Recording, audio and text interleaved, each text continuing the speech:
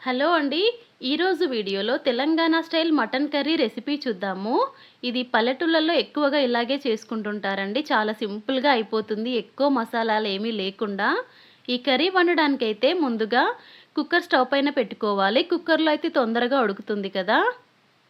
ఇంకా ఒక 2 గరిటెల నూనె వేయాలి.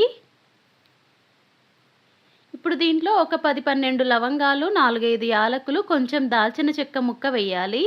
మటన్ వచ్చేసి ఒక 3/4 కేజీ దాకా తీసుకున్నాను. అవి చిటపటమన్నాక ఉల్లిపాయ ముక్కలు వేయాలి. 2 పెద్ద సైజు ఉల్లిపాయలైతే సన్నగా కట్ చేశాను. ఉల్లిపాయ సగం పైనే వేగిన తర్వాత అల్లం వెల్లుల్లి పేస్ట్ వేయాలి. ఒక 2 టేబుల్ స్పూన్లంత అల్లం వెల్లుల్లి పేస్ట్ వేసి పచ్చి వాసన పోయేదాకా మంచిగా వేయించాలి.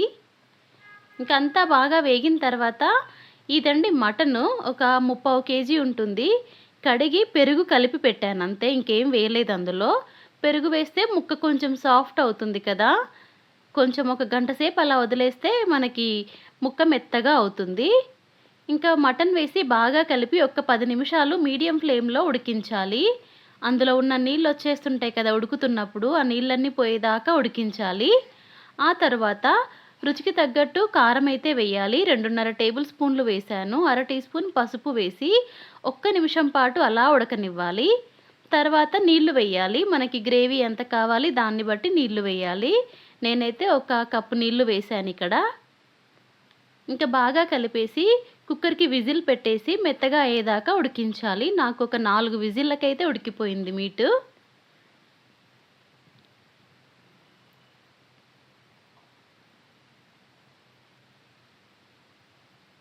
4 విజిల్ల తర్వాత ఇలా ఉడికిపోయింది. ఇప్పుడైతే మళ్ళీ స్టవ్ ఆన్ చేసేసి మంటని సిమ్‌లో కానీ, మీడియంలో కానీ పెట్టేసుకొని ఉప్పు వేయాలి.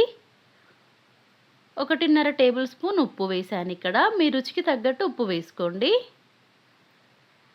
అలాగే ఎండు కొబ్బరి పొడి ఒక 2 టేబుల్ స్పూన్లు.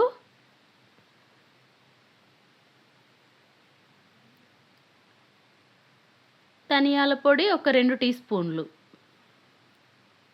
అంతే అండి. ఇవి వేసేసి బాగా కలిపి సిమ్‌లో పెట్టేసి ఒక్క 10 నిమిషాలు ఉడికించాలి. ఎక్కువగా కలపకూడదండి. ఆల్రెడీ మీట్ ఉడికిపోయింది కదా! తుంపులుగా అయిపోతాయి ముక్కలు. జస్ట్ కలిపేసి మూత పెట్టేసి కుక్కర్ విజిల్ ఏమీ ఎక్కర్లేదు. ఊరికే మూత పెట్టేసి ఒక్క 10 నిమిషాలు ఉడికితే గ్రేవీ ఇంకాస్త చిక్కబడుతుంది. ఉప్పు కూడా ముక్కకు పట్టుకుంటుంది.